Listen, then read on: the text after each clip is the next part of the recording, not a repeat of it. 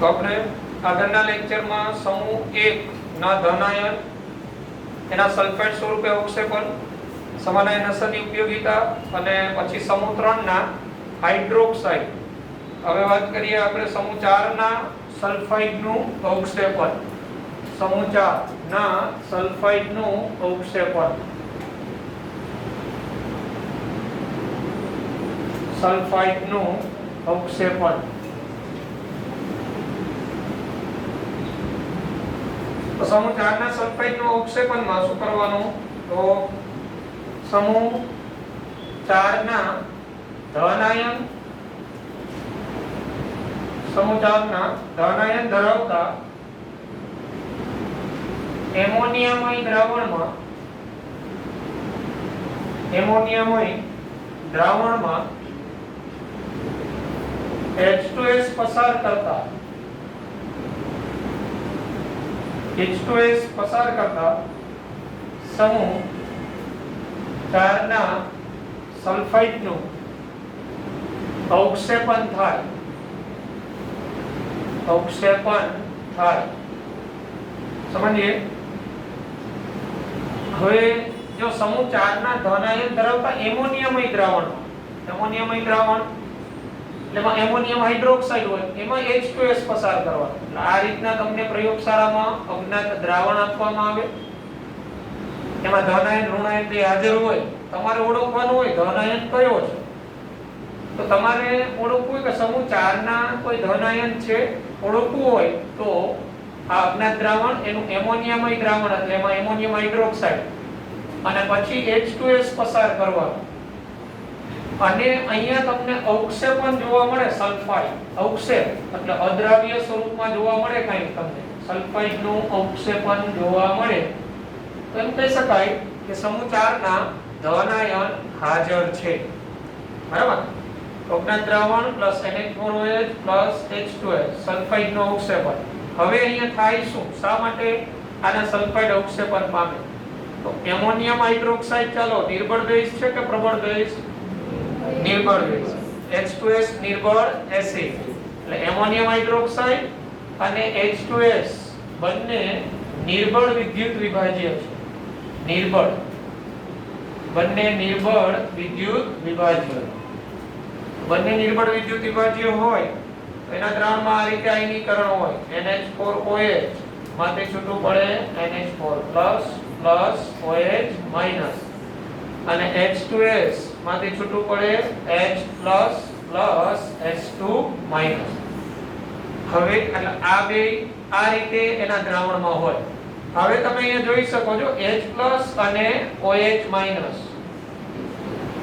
તો H+ અહીં H+ અને OH-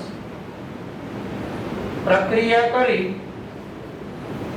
H2O બનાવે. પ્રક્રિયા કરી H2O બનાવે અને આ H2O માં H2S નું ફરીથી વિયોજન થાય. H2S નું ફરીથી વિયોજન થાય એટલે પાણીનો અણુ બને. એ પાણીના અણુમાં પાછું વધારે છૂટું પડે એટલે S2- હોય, S2- આયનની સાંદ્રતા વધે. S2- આયનની સાંદ્રતા વધે તેથી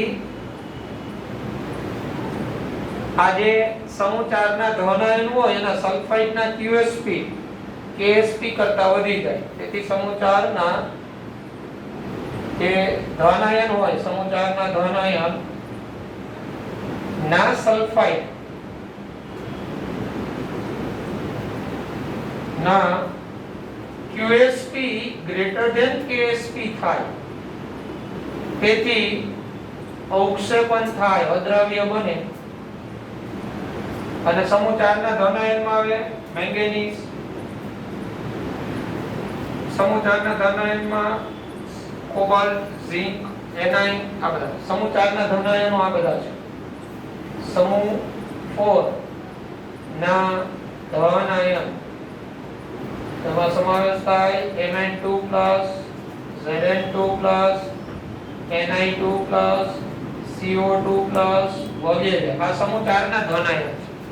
એટલે શું થાય, આ અજ્ઞાત દ્રાવણ છે તમારું, આ અજ્ઞાત દ્રાવણમાં આમાંથી કોઈ ધન આયન હોય ને તો તમે એનું આ એમોનિયામય દ્રાવણ એમાં હાઇડ્રોજન સલ્ફાઇડ પસાર કરો ને તો આ છે ને આ સ્વરૂપે અવક્ષેપણ પામે. MnS, ZnS, NiS, COS આવા સ્વરૂપે અવક્ષેપણ પામે, સલ્ફાઇડ સ્વરૂપ અદ્રાવ્ય બનવું. આના ઉપરથી તમે કહી શકો કે તમને આપેલ અજ્ઞાત દ્રાવણમાં Mn2+ કે Zn2+ કે Ni2+ કે CO2+ હાજર હોઈ શકે એમ કહી શકે. કન્સેપ્ટ ખબર પડેલો શું થયો? સમૂહ 4 ના ધન આયન ધરાવતા એમોનિયામય દ્રાવણમાં હાઇડ્રોજન સલ્ફાઇડ પસાર કરો તો એના સલ્ફાઇડ ક્ષારો અવક્ષેપણ પામે. આવું કેમ થાય? તો અહીંયા કઈ રીતે સમાન આયન અસર ઉપયોગી? અહીંયા આમ જુઓ તો કોમન આયન ઇફેક્ટ જેવું નથી થતું, પણ કોમન આયન ઇફેક્ટ એટલા માટે નથી થતી, અહીંયા તો સમાન આયન નથી, પણ અહીંયા આનું અવક્ષેપણમાં શું થયું તો એમોનિયમ હાઇડ્રોક્સાઇડ ને H2S બંને નિર્બળ વિદ્યુતી ભાજ્ય, એટલે એ બંનેમાં આ રીતે સંતુલન પ્રસ્થાપિત હોય. હવે નાનો H+ નાનો OH- એટલે તટસ્થીકરણથી પાણીનો અણુ બને અને પાણીની અંદર આ પાછું વિયોજિત થાય. વિયોજિત થવું એટલે છૂટું પડવું. તો H2- ની સાંદ્રતા વધે એટલે એનો QSP વધી જાય. એટલે ત્યારે શું થાય, એનો QSP > KSP થાય. તેથી આના સલ્ફાઇડ સ્વરૂપે એનું અવક્ષેપણ થાય, અદ્રાવ્ય બને. આના ઉપરથી કહી શકાય કે સમૂહ 4 ના ધન આયન હાજર હોઈ શકે. આ રીતે પ્રયોગશાળામાં તમારે ગુણાત્મક પૃથ્થકરણ કરવાનું આવશે પ્રેક્ટિકલ. બરાબર, અકાર્બનિક પદાર્થ. એટલે સમૂહ 4 ના ધન આયનોને તમે સલ્ફાઇડ સ્વરૂપે અવક્ષેપણ કરી શકો. એટલે અહીંયા તમને આ ટેસ્ટ થી એટલું ખબર પડે કે સમૂહ 4 ના કોઈ ધન આયનમાંથી છે, આમાંથી કોઈ 4 માંથી કોઈ એક ધન આયન છે એવું ખબર પડે. કયો છે ને એના માટે પછી તમારે અલગથી ટેસ્ટ આવે, ફાઇનલ ટેસ્ટ આવે, એના ઉપરથી ઓળખાય. Mn2+ હશે, Zn2+ હશે, Ni2+ હશે કે CO2+. એટલે આના MCQ એવો બને કે સમૂહ 4 ના ધન આયનના સલ્ફાઇડનું અવક્ષેપણ કરવા કયા ઘટક ઉમેરવામાં આવે? Ammonium hydroxide plus H2S. થવાનું કારણ શું? તો આ રીઝન છે. જ્યારે આપણે સમૂહ 1 ના સલ્ફાઇડના અવક્ષેપણમાં શું કર્યું હતું, HCl અને પછી H2S, તો ત્યાં કોમન આયન ઇફેક્ટ જનરેટ કરી હતી. અને H2- ની દ્રાવ્યતામાં શું થયું તો કોમન આયન ઇફેક્ટને લીધે ઘટાડો, એટલે એનો KSP લોઅર થવાને કારણે એનો અવક્ષેપણ થાય. આવું જોયું સમૂહ 1 ના સલ્ફાઇડ. ઓકે, તો આ રીતે સમૂહ 4 ના ધન આયન.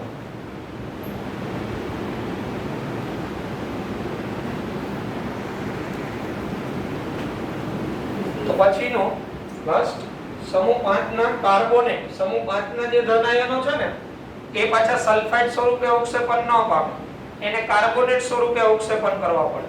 એવું કેમ? તો કે એ સમૂહ 5 ના હોય ને એના સલ્ફાઇડ હોય ને, સલ્ફાઇડ ક્ષારો એના KSP ના મૂલ્યો ઊંચા હોય. તો KSP જેમ વધુ હોય ને એની દ્રાવ્ય રહેવાનું વલણ ધરાવે. દ્રાવ્ય અવક્ષેપણ ન પામે. અવક્ષેપણ પામવું એટલે અદ્રાવ્ય બનવું. તમે બટર મિલ્ક ની અંદર વ્હાઈટ કલરના તમે જોતા હશો, બટર મિલ્ક બધા પીવો છો? એની અંદર તમને બટર ઉપર જોતા હશો, બટર દેખાતા હોય છે, સ્મોલ પાર્ટિકલ્સ, નાના કણો. તો એ એક પ્રકારનું પ્રેસિપિટેશન જ છે. અવક્ષેપણ થાય ને પહેલા એકદમ દ્રાવણ ક્લિયર હોય, તમે આરપાર જોઈ શકતા હો. હવે અવક્ષેપણ થાય ને એટલે આખું દ્રાવણ ધૂંધળું થઈ જાય, એની અંદર રહેલા ઘટકો અદ્રાવ્ય બને, એને અવક્ષેપણ થયું છે. તો આવી રીતના આપણે સલ્ફાઇડ કે હાઇડ્રોક્સાઇડ સ્વરૂપે અવક્ષેપણ કરાવી અને એની ઓળખ થઈ શકે છે. બરાબર, પ્રયોગશાળા. તો આમાંથી કેવા MCQ આપણે તો બને નીટના પોઈન્ટ ઓફ વ્યૂ? તો એક તો નીટના પોઈન્ટ ઓફ વ્યૂ આ પ્રકારના MCQ કે અકાર્બનિક પદાર્થના ગુણાત્મક પૃથ્થકરણમાં સમૂહ 4 ના ધન આયન કયા સ્વરૂપે અવક્ષેપણ આપણે પામીએ? તો કે સલ્ફાઇડ સ્વરૂપે. શું ઘટક ઉમેરેલો હોય? તો NH4+ H2S. બરાબર. અને કયા આયનો હાજર હોઈ શકે? આ બે ઉમેરવાથી અવક્ષેપણ થાય તો કયા આયન હાજર હોઈ શકે? આમાંથી કોઈ પણ ધન આયન હાજર હોઈ શકે. Mn2+, Zn2+, Na2 પ્લસ એ CO2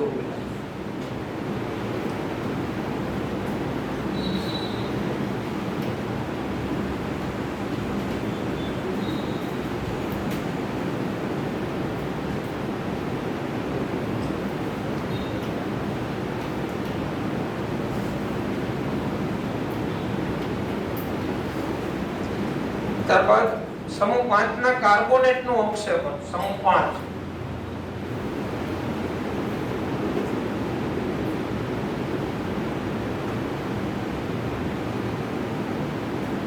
કાર્બોનેટ નું અવક્ષેપણ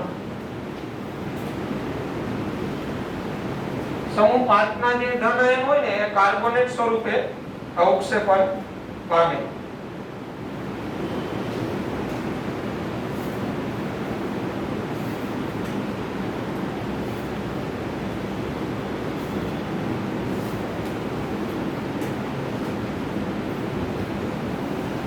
આ રીતે હવે સમૂહ 5 ના ધન આયન કયા કયા ધન આયન છે એ કાર્બોનેટ સ્વરૂપે અદ્રાવ્ય બને તો એમાં Ba2 Ca2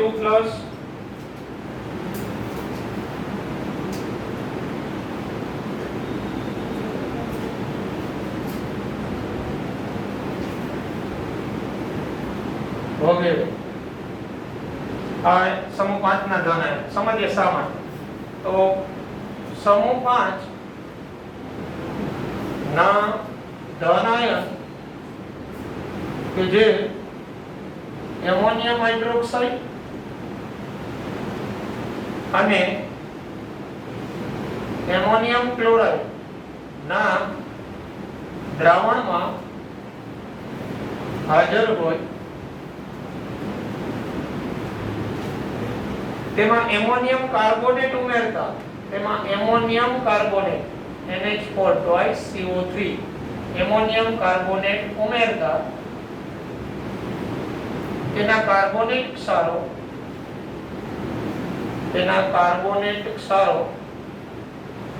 અવક્ષેપણ પામે.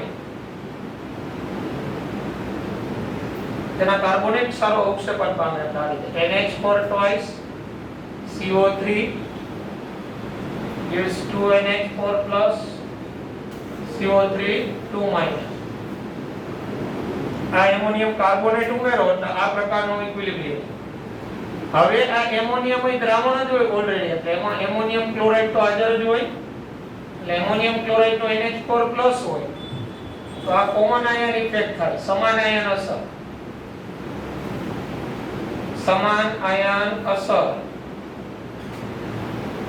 આયન અસર ને કારણે આ CO3 2 ની દ્રાવ્યતામાં શું થાય? ઘટાડો. તમને ખબર ને આ સમાન આયન અસરને કારણે સંતુલન બરાબર પ્રતિગામી આગળ વધે અને નિપજતી પ્રક્રિયા તરફ નાની દ્રાવ્યતા ઘટે. એની દ્રાવ્યતા ઘટે CO3 2 બરાબર દ્રાવ્યતા અથવા સાંદ્રતા. સમાન આયન અસરને લીધે દ્રાવ્યતા ઘટે. દ્રાવ્યતા એટલે એની સાંદ્રતા CO3 2 અને એની દ્રાવ્યતા ઘટે એટલે એનો KSP છે એ QSP કરતા નીચો થાય. આ દ્રાવ્યતા ઘટે તેથી કાર્બોનેટ ક્ષારોનો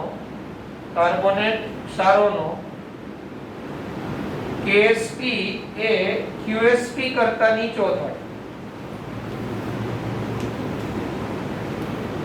KSP QSP કરતા નીચો થાય તેથી કાર્બોનેટ ક્ષારોનું અવક્ષેપણ થાય એટલે અદ્રાવ્ય બનવું. અહીંયા આ કોમન આયન ઇફેક્ટ આવેલી એટલે આ Ba2 હોય તો BaCO3 સ્વરૂપે અવક્ષેપણ પામે. Ca2 હોય તો CaCO3 સ્વરૂપે અદ્રાવ્ય બને. અહીંયા એક ખાસ નોંધ યાદ રાખજો મેગ્નેશિયમ છે Mg એ MgCO3 સ્વરૂપે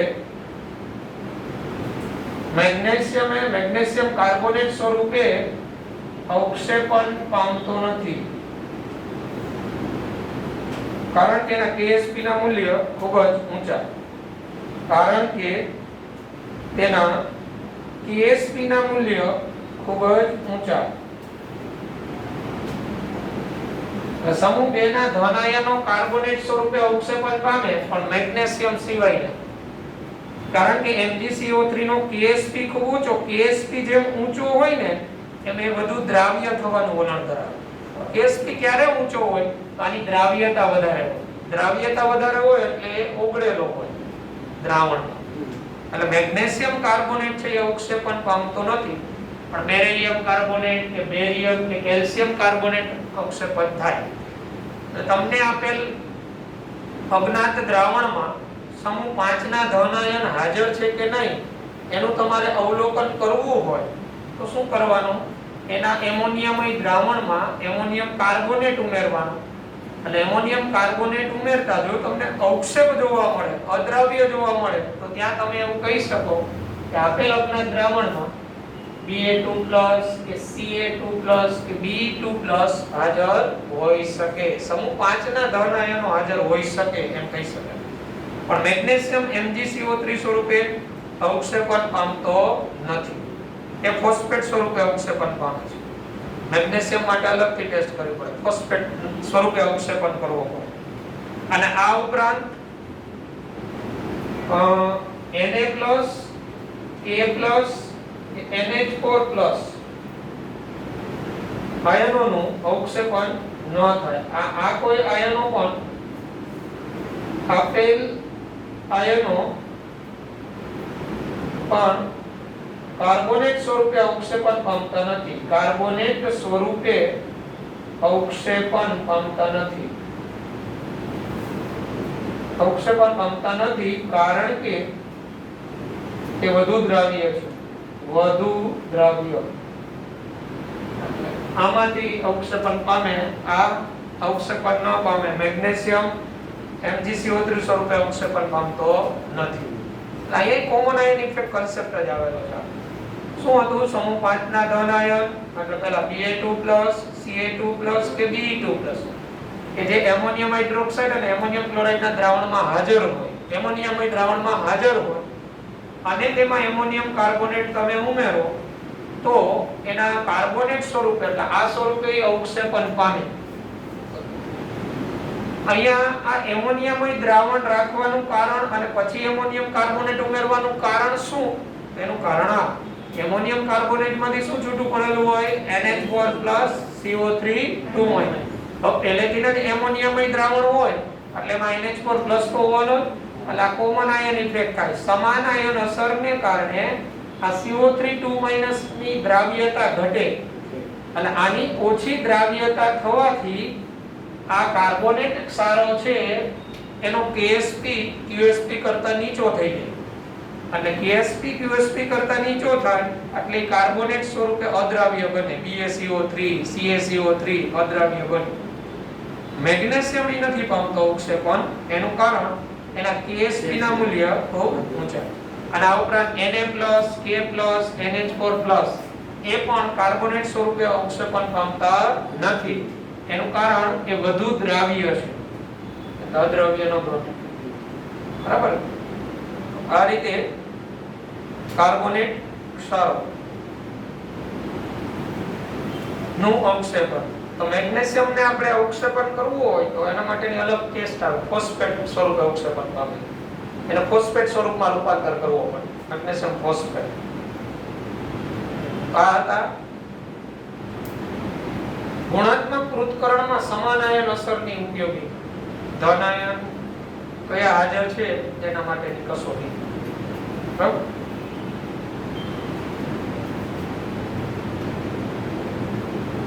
તો ખ્યાલ આવી ગયો બધાને? ઓકે. તો આવા MCQ પૂછાય કે સમૂહ 4 ના ધન આયન કયા સ્વરૂપે અવક્ષેપન પામે? તો જવાબ શું આવે? કાર્બોનેટ. સમૂહ 5 ના સમૂહ 5 ના ધન આયન કયા સ્વરૂપે? તો કાર્બોનેટ. મેગ્નેશિયમ એ MgCO3 સ્વરૂપે અવક્ષેપન પામતો નથી.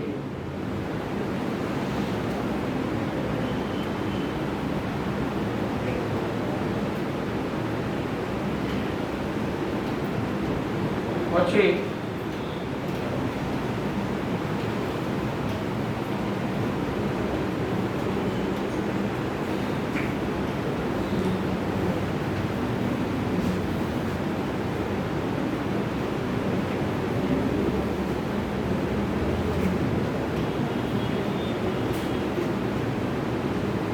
સમાનાયન અસરની ઉપયોગિતા સોલ્ટિંગ માં પણ થાય, સોલ્ટિંગ ફોર્મેશન માં, બરાબર. NaCl ના ઉત્પાદનમાં સમાનાયન અસર ઉપયોગી. કઈ રીતના જો સમજો, NaCl નું સંતૃપ્ત દ્રાવણ હોય, આપણા દરિયાની અંદર જે જોઈએ છીએ એ NaCl નું સંતૃપ્ત દ્રાવણ હોય. દરિયાનું પાણી તમે મોઢામાં લીધેલું હશે, એવું લાગે, બરાબર ને? એટલે એકદમ સંતૃપ્ત દ્રાવણ કહેવાય. એટલે એમાં છે ને NaCl આ રીતે રહેલો હોય, એકદમ સંતૃપ્ત સ્વરૂપ. હવે શું થાય, તમારે દરિયાના એ પાણીમાંથી NaCl સોલિડ સ્વરૂપે લઈ આવવો હોય તો આ બેમાંથી કોઈ એક સાથે સામ્યતા ધરાવતો આયન તમે એમાં દાખલ કરો ને, એટલે આ NaCl છે એ અદ્રાવ્ય બને. NaCl દાખલા તરીકે તમે એમાં HCl ઉમેરો તો શું આવવાનું? H+Cl-. તો આ કોમન આયન ઇફેક્ટ થઈ. તો આ કોમન આયન ઇફેક્ટને કારણે આ NaCl સોલિડ સ્વરૂપે અદ્રાવ્ય બને. બરાબર છે? દરિયાકાંઠે બેઠા બેઠા મીઠા ઉદ્યોગ નાખવો હોય તો બહુ સહેલું કામ છે. દરિયાનું પાણી લઈ આવવાનું અને એમાં HCl પસાર કરતો જવાનો, દરિયાનો પવન ખાતો જવાનો, મીઠું બનાવતું જવાનું. સોલ્ટિંગ પ્રોસેસ.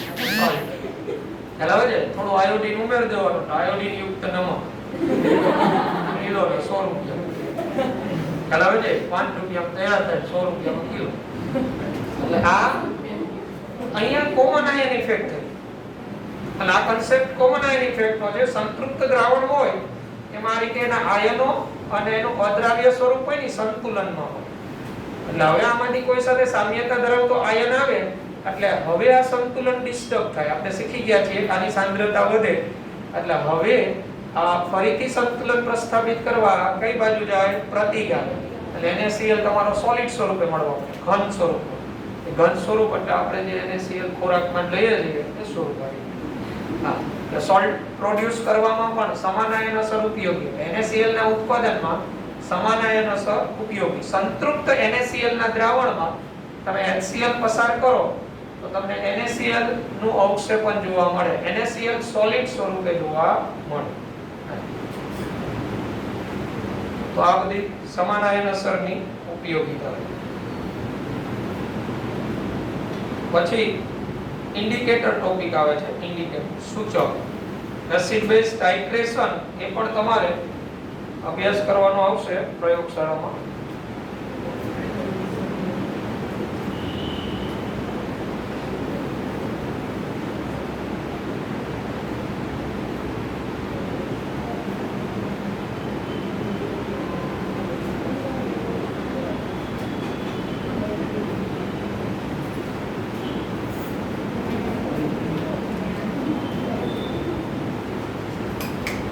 ઇન્ડિકેટર સૂચક આ પણ આપણે એક્સ્ટ્રા પોઈન્ટ ઓફ વ્યૂ જોવાનું ટેક્સ્ટ બુકમાં નથી આપેલો. ઇન્ડિકેટર સૂચક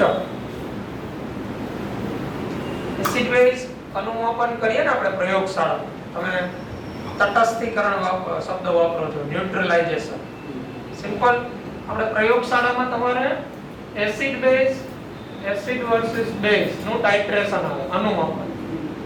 આ અનુમાપનથી શું થાય? તમને અજ્ઞાત સાંદ્રતા ધરાવતો એસિડ આપી દે. હવે એસિડની સાંદ્રતા કેટલી છે નક્કી કરવી છે. બેઝ હોય, બેઝ એની સાંદ્રતા તો જાણતા હોય, તો એસિડની સાંદ્રતા નક્કી કરી શકાય. પણ એ સાંદ્રતા આપણે નક્કી કરવી હોય પ્રયોગશાળામાં કઈ રીતના થાય?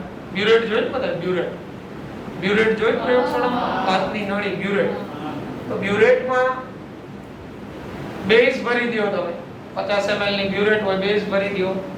પછી પીપેટ જોયું ને, પીપેટ એટલે આપણે કોઈ દ્રાવણને છે એ યોગ્ય માત્રામાં 5 ml કે 10 ml કે જે મુજબ એ મુજબની પીપેટ આવે. એ 10 ml એસિડ લેવાનું એક કોનિકલ ફ્લાસ્કમાં, આ રીતના, આ કોનિકલ ફ્લાસ્ક કહેવાય. આમાં તમે 10 ml અજ્ઞાત સાંદ્રતા ધરાવતું એસિડ લ્યો. અજ્ઞાત સાંદ્રતા એટલે તમને એની સાંદ્રતા ખબર નથી. બ્યુરેટમાં તમે છે એ આની અંદર, બ્યુરેટની અંદર તમે આની અંદર તમે બેઝ ભરી દો. આ બેઝ હોય ને, બેઝ એની સાંદ્રતા જાણીતી હોય, એનું કદ અહીંયા દાખલા તરીકે તમે 50 ml ભર્યો અને 0.1 મોલર સાંદ્રતા છે બેઝ. એસિડ નું કદ ખબર છે પણ સાંદ્રતા ખબર નથી. હવે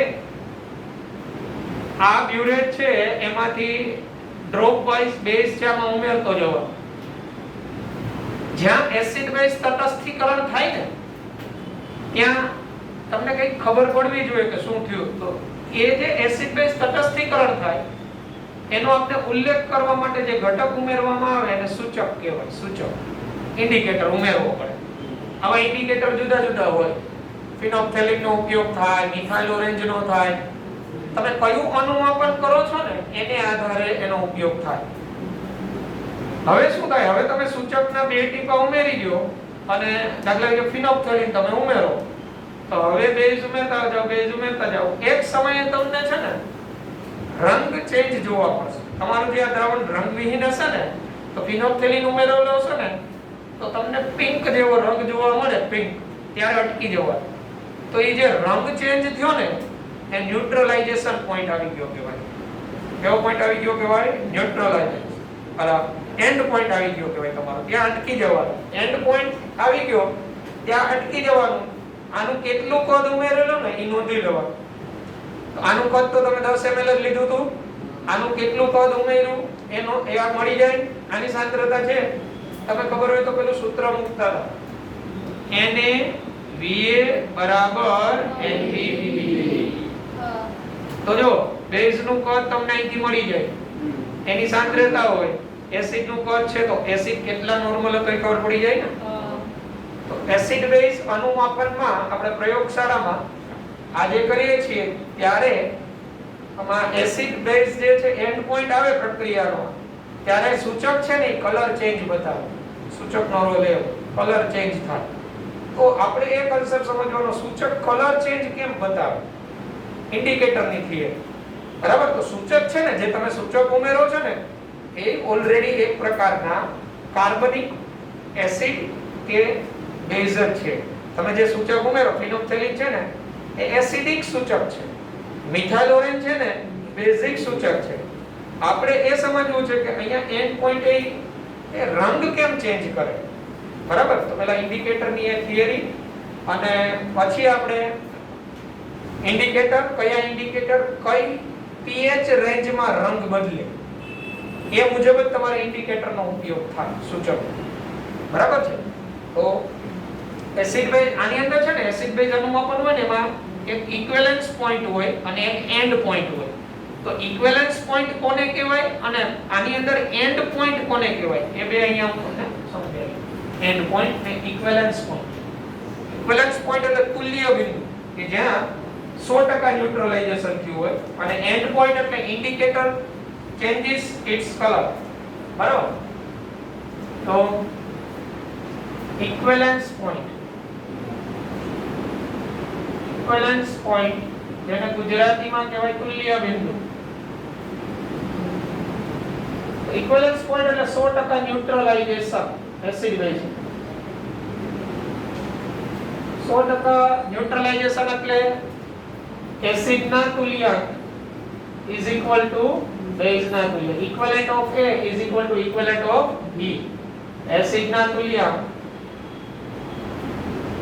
ફેમિલી તુલ્યાંક, એસિડ ના તુલ્યાંક is equal to base ના તુલ્યાંક. આ કન્ડિશન આવે આ ઇક્વિવેલન્સ પોઈન્ટ કહેવાય.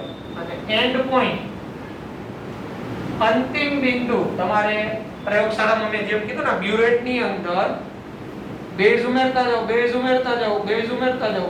એક સમયે તમે બેઝ નું થોડું ડ્રોપ્સ ઉમેરશો ને ત્યારે કલર ચેન્જ થઈ જશે, તો એ એન્ડ પોઈન્ટ આવી ગયો કહેવાય.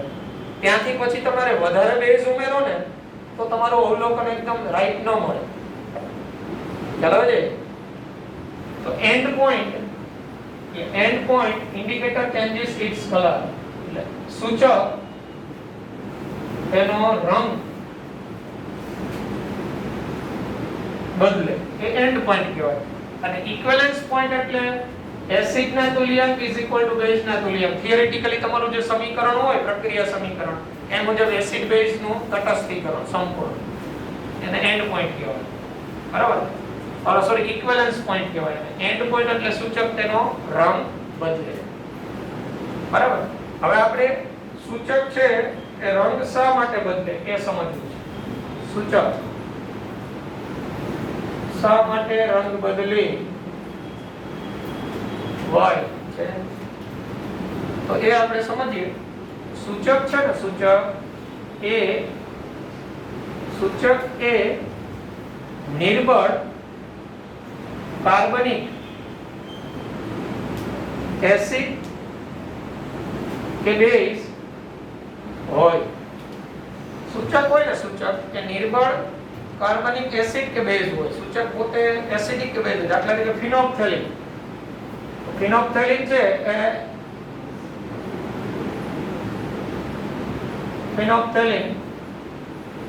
એ એસિડિક સૂચક છે. અને મિથાઇલ ઓરેન્જ છે, મિથાઇલ ઓરેન્જ એ બેઝિક સૂચક છે. એટલે મિથાઇલ ઓરેન્જ છે ને બેઝ છે, ફિનોપ્થેલિન છે ને એસિડ છે પણ નિર્બળ છે. એટલે જો આપણે ફિનોપ્થેલિન હોય એસિડિક સૂચક, તો એને આપણે H, ફિનોપ્થેલિન હોય તો HPH વડે દર્શાવાય, અને મિથાઇલ ઓરેન્જ હોય તો આપણે MEOH વડે દર્શાવીએ. આ રીતે જો એસિડિક સૂચક હોય ને, એસિડિક સૂચક, તો આ એનો અનઆયોનાઇઝ્ડ ભાગ કહેવાય. એટલે વિયોજન થયા વગરનો ભાગ. આ એનો વિયોજિત થયેલો ભાગ હોય, IN- H+. હવે કેવું હોય, આ એનો અવિયોજિત ભાગ હોય ને એ પણ રંગીન હોય, જેને આપણે કલર 1 કહીએ. અને એનામાંથી જે આ સંયુક્તની બેઝ છૂટો પડે ને એ પણ રંગીન હોય, અને કલર 2 કહીએ. હવે આ એક પ્રકારનો ઇન્ડિકેટર છે, પણ આ ઇન્ડિકેટર એસિડિક સૂચક છે. કેવો સૂચક છે? એસિડિક.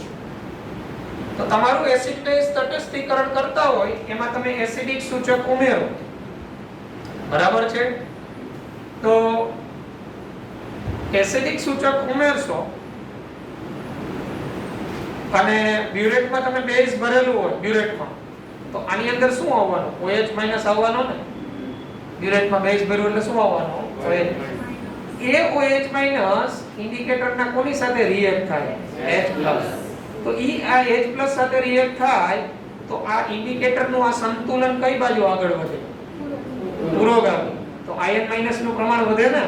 તો જો એ રંગવિહીન હોય, રંગવિહીન, તો અહીંયા તમને કે બેઝની હાજરીમાં અમુક પોઈન્ટ પછી તમને શું દેખાડે? રંગ બતાવે. તો એ રંગ બતાવવાનું કારણ શું હોય? તો એનું રીઝન આ પ્રકારનું સંતુલન હોય કે ઇન્ડિકેટરમાં કે કોઈ જમણી કે ડાબી બાજુ આગળ વધતું હોય. બરાબર? આપણે આમાં અહીંયા શું કીધું હતું કે આ કોનિકલ ફ્લાસ્ક, આમાં હું શું લઉં? એસિડ, અને પ્લસ આમાં શું ઉમેરું? સૂચક. ધારો કે હું ફિનોપ્થેલિન ઉમેરું તો ફિનોપ્થેલિન એટલે HPH થયું, અને પછી આમાં ધીમે ધીમે બ્યુરેટમાંથી શું ઉમેરું? હું બેઝ. તો ફિનોપ્થેલિનમાં આ રીતના આયનો છૂટા હોય, HPH, એટલે આમાંથી છૂટો પડે H+ PH-. તો ફિનોપ્થેલિનમાં જે PH- છે ને, આ પિંક કલરનો છે. આનો રંગ કેવો છે? પિંક. અને આ ભાગ જે છે ને એ રંગવિહીન છે ફિનોપ્થેલિન. તો હવે શું થાય? તો ધીમે ધીમે બેઝ ઉમેરો. બરાબર? એટલે એસિડ અને બેઝ વચ્ચે તટસ્થીકરણ થયા કરે. એક સમયે એસિડ બેઝ વચ્ચેનું તટસ્થીકરણ કમ્પ્લીટ થાય એટલે હવે ઈ OH- કોની સાથે રિએક્ટ થવાનો? ઇન્ડિકેટરના H+. તો ઇન્ડિકેટરના H+ સાથે એસિડ બેઝ તટસ્થીકરણ થઈ જાય અને પછી સ્લાઇટલી તમે બેઝ ઉમેરો ને એટલે તમને રંગ જોવા મળે. સમજ પડે છે? એટલે એન્ડ પોઈન્ટ ક્યારે તમારો આવે કે જ્યારે ઇન્ડિકેટર એનો રંગ ચેન્જ કરે. તો એ રંગ ચેન્જ થવાનું કારણ શું? તો પહેલા તમે બેઝ ઉમેરતા હતા, એની સાથે રિએક્ટ થતો હતો એસિડ. એક સમયે તો એસિડ બેઝ ન્યુટ્રલાઇઝેશન થઈ જાય. હવે સ્લાઇટલી તમે ઉમેરો એટલે હવે ઈ કોની સાથે? તો ઇન્ડિકેટર નો H+ હોય અને બેઝ નો શું હોય? OH-. તો ઇન્ડિકેટર નો H+ OH- સાથે રિએક્ટ થાય એટલે શું બની જાય? H2O. અને આ H2O માં આનું પાછું આયનીકરણ થાય એટલે પિંક રંગ તમને જોવા મળે. સમજ પડે છે? એટલે રંગ અને વધારે જેમ જેમ બેઝ ઉમેરતા જાવ ને એમ પિંક રંગની તીવ્રતા વધતી જાય. તો એ તીવ્રતા વધારે નથી કરવાની. પ્રયોગશાળામાં તમારું એક્યુરેસી ક્યારે હશે કે સ્લાઇટલી રંગ ચેન્જ થાય ને ત્યારે અટકી જવાનું. એ તમારો એન્ડ પોઈન્ટ છે. એટલે ઇન્ડિકેટર જે હોય એનો અવિયોજિત ભાગ અને વિયોજિત ભાગ બંને રંગીન પણ હોય. એ જે તે માધ્યમમાં ડિફરન્ટ રંગ ક્રિએટ કરતા હોય. જેમ કે મેં અહીંયા ફિનોપ્થેલિનની વાત કરી તો ફિનોપ્થેલિન સૂચક છે. એનો જે નેગેટિવ આયન છે ને પિંક રંગ દર્શાવે. જ્યારે પોતે ફિનોપ્થેલિનનો અવિયોજિત ભાગ છે ને એ કેવો છે? રંગવિહીન. તો રંગવિહીન માંથી આ પિંક ક્યારે થાય? તો તમે અહીંયા બેઝ ઉમેર્યા, બેઝ આવે તો H+ સાથે રિએક્ટ થઈ જાય. પણ જો તમે એસિડ ઉમેરો તો શું થવાનું? તો એસિડ ઉમેરશો તો ફિનોપ્થેલિનનો રંગ પિંક નહીં જોવા મળે. એસિડ ઉમેરશો તો શું આવશે? H+.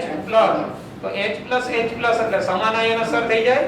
તો સમાન આયન અસરને કારણે સંતુલન કઈ બાજુ આવે? પ્રતિગામી. રંગવિહીન જ. એટલે ઇન્ડિકેટર હોય ને એમાં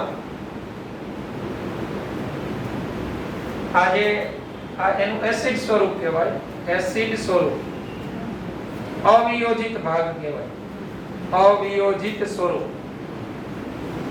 અને આ એનું બેઝ ફોર્મ કહેવાય. બેઝ સ્વરૂપ જેને આયોનાઇઝ્ડ એટલે વિયોજિત સ્વરૂપ કહેવાય. બરાબર. અને આ જે ઇન્ડિકેટર હોય આનો એનો પોતાનો સંતુલન અચળાંક હોય જેને KIN કહેવાય. તો KIN બરાબર શું થાય? H+ ની સાંદ્રતા ઇન્ટુ IN- ની સાંદ્રતા ડિવાઇડેડ બાય HIN ની સાંદ્રતા. આ તમને ખબર છે ને? સંતુલન. કોઈ પણ ઇન્ડિકેટર હોય એ નિર્બળ હોય. એ નિર્બળ એસિડિક કે નિર્બળ બેઝ હોય. અને નિર્બળ એસિડિક કે નિર્બળ બેઝ હોય એટલે ઇન્ડિકેટરના પોતાના દ્રાવણમાં આ રીતે સંતુલન હોય. એટલે એનો સંતુલન અચળાંક આ થાય. એના છૂટા પડેલા આયનોની સાંદ્રતા છેદમાં એનો છૂટા પડ્યા વગરનો ભાગ. IN for indicator, K for એનો વિયોજન અચળાંક. આમાં હું જો H+ ને કરતા બનાવું H+ ને તો શું થવાનું? તો H+ બરાબર KIN ઇન્ટુ આ HIN ઉપર આવી જાય ને ડિવાઇડેડ બાય IN માઈનસ. હવે બંને બાજુ માઈનસ લો. બંને બાજુ આની અંદર બંને બાજુ માઈનસ લોગ લો તો શું થાય? બંને બાજુ માઈનસ લોગ 10 લેતા તો જો અહીંયા માઈનસ લોગ 10H+ એટલે pH થઈ જાય ને. અહીંયા આ માઈનસ લોગ 10 બેઝ KIN અને માઈનસ લોગ 10 બેઝ HIN ની સાંદ્રતા ડિવાઇડેડ બાય IN માઈનસ ની સાંદ્રતા. તો માઈનસ લોગ 10H+ એટલે શું કહેવાય? pH. માઈનસ લોગ 10 KIN એટલે pKIN.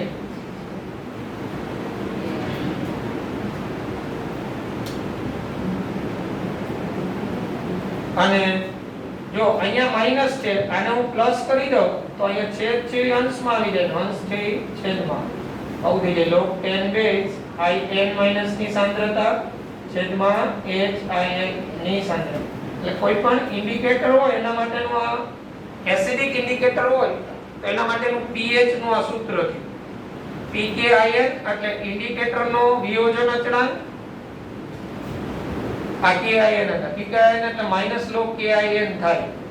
IN માઈનસ એટલે એનો જે છૂટો પડતો આયન હોય નેગેટિવ એની સાંદ્રતા અને HIN એટલે એનો છૂટો પડ્યા વગરનો ભાગ હોય એની સાંદ્રતા હોય. તો કોઈ પણ સૂચક હોય ને સૂચક એ પણ એક પ્રકારનો નિર્બળ એસિડ કે બેઝ હોય, તો તેના દ્રાવણમાં આ રીતે સંતુલન પ્રસ્થાપિત થતું હોય.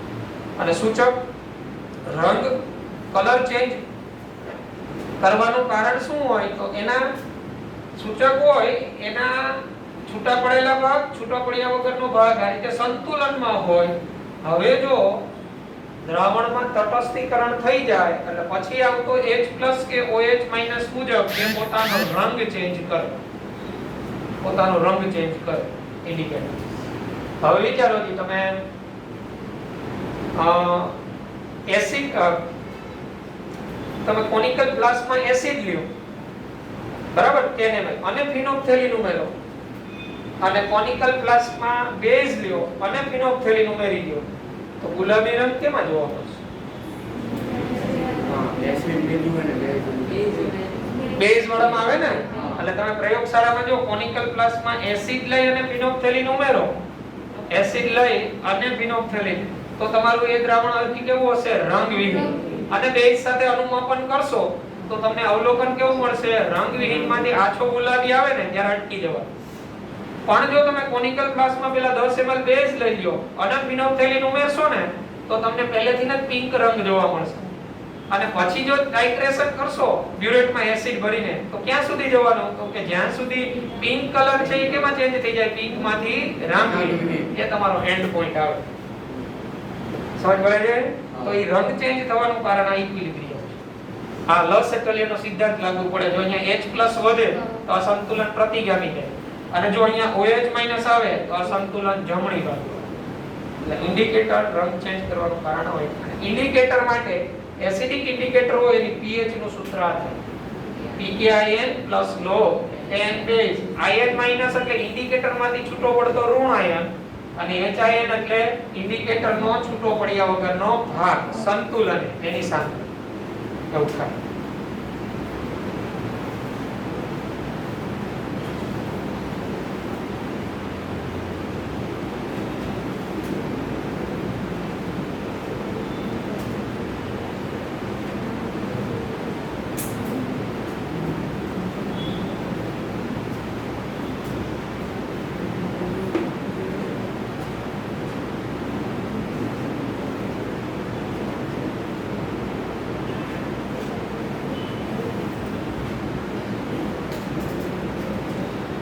અને આ બેમાંથી કોઈ એકની સાંદ્રતા બીજા કરતા 10 ગણી વધુ હોય ને ત્યારે એનો રંગ દેખાય.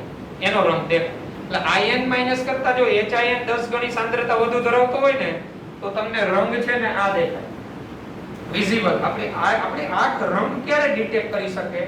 તો આ IN- અને આ HIN. તો HIN અને IN- ની સાપેક્ષે ની સાપેક્ષે જો HIN 10 ગણી સાંદ્રતા વધુ હોય તો તમને રંગ આ દેખાય. અને IN- ની સાંદ્રતા HIN કરતા 10 ગણી વધુ હોય તો તમને રંગ 2 દેખાય. હું શું વાત કરવા માંગુ છું સમજાય છે? તમને રંગ, તમારી આંખ રંગ ક્યારે ડિટેક્ટ કરે? તો આ બેમાંથી કોઈ એકની સાંદ્રતા એમ કહેવાય છે 10 ટાઈમ્સ મોર હોય ને બીજા કરતા ત્યારે. તો સિમ્પલ વાત, આ 10 ગણું વધારે હશે, બરાબર, આ 10 ગણું વધારે હશે એની સાંદ્રતા આના કરતા, તો તમને રંગ 1 દેખાય. દ્રાવણમાં વધી ગયો હોય આ 10 ગણો. અને જો આની સાંદ્રતા 10 ગણી વધારે હશે તો તમને રંગ 2 દેખાય. બરાબર છે? એટલે આ ઇન્ડિકેટર વિશેની વાત છે.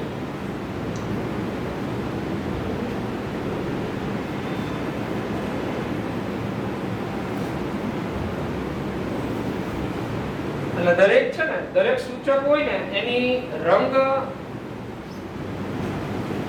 દેખાડવાની જે pH રેન્જ હોય ને નિશ્ચિત હોય.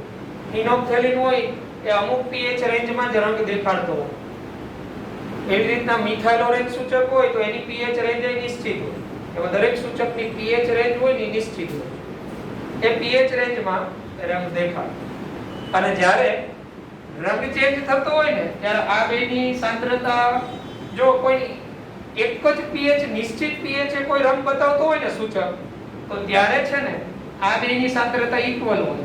તો આ બેની સાંદ્રતા ઇક્વલ હોય ને તો એવો સૂચક કે જેનો pKin અને pH ઇક્વલ થાય એવો સૂચક કે જે દ્રાવણની pH એના pKin બરાબર હોય તો ત્યારે આ બે છે ને એ 1 હોય, આ I1 હોય, I1 હોય એટલે ઇક્વલ હોય, તો આ log 10 1 એટલે આ કેવું થઈ જાય 0. તો pH pKin એટલે દ્રાવણની pH અને ઇન્ડિકેટરનો pKin જો બંને ઇક્વલ હોય ત્યારે આ બંનેની સાંદ્રતા કેવી થઈ હોય? સમાન. મારે એ કહેવાનું છે અમુક સૂચક હોય ને, અમુક સૂચક એ કોઈ એક જ pH આવે ને ત્યારે રંગ બદલતા હોય. સૂચક એક જ pH, દાખલા તરીકે 8 pH થાય રંગ બદલ્યો.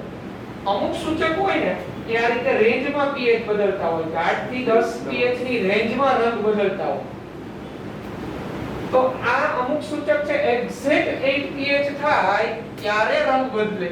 અમુક સૂચક છે 8 to 10 pH ના ગાળામાં એનો રંગ બદલાતો હોય. તો આ હોય અને આ હોય ત્યારે આ pH અને pKin વચ્ચે શું રિલેશન? તો જો અમુક સૂચક નિશ્ચિત એક જ યુનિટ હોય, એક જ અંક હોય નિશ્ચિત, ત્યારે pH બદલતો હોય ને ત્યારે એનો In- ની સાંદ્રતા શું હોય? HIN. તો આ બેની સાંદ્રતા સમાન, તો આ log 1 શું થઈ જાય? 0.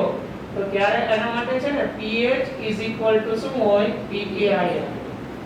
એટલે ઇન્ડિકેટરનો pKin એટલે આવી રીતે દરેક ઇન્ડિકેટરનો pKin હોય ને નિશ્ચિત હોય. એ pKin ઉપરથી તમે એનો જે તે દ્રાવણ હોય ને એમાં ઇન્ડિકેટર તરીકે ઉપયોગ કરી શકો. કારણ કે તમને ખબર છે તમારું એસિડ બેઝ તટસ્થીકરણ છે કઈ pH ના ગાળામાં થશે. તમને ખબર છે કે 8 pH આનું તટસ્થીકરણ થઈ જાય તો 8 pH થઈ ખબર, તો એવો સૂચક કયો? તો જે સૂચકનો pKin 8 હોય ને એનો ઉપયોગ થાય. હવે 8 to 9 હોય ને 8 થી 10 આ રેન્જના ગાળામાં હોય ને તો ત્યારે આ pH તો pKin plus 1 હોય તો pH pKin minus 1 હોય. આની વાત આપણે કરીશું. બરાબર? તો આજે તો અત્યારે આમાં આ લેક્ચરમાં તમને ખબર હોય છે કે ઇન્ડિકેટર રંગ શા માટે બદલે, અને ઇન્ડિકેટરનું જે દ્રાવણમાં આપણે ઉપયોગ કરીએ, દ્રાવણમાં pH એનો pKin In minus HIN minus HIN શું છે? બરાબર? પછી બીજા લેક્ચરમાં આપણે જે વાત કરીશું. બરાબર?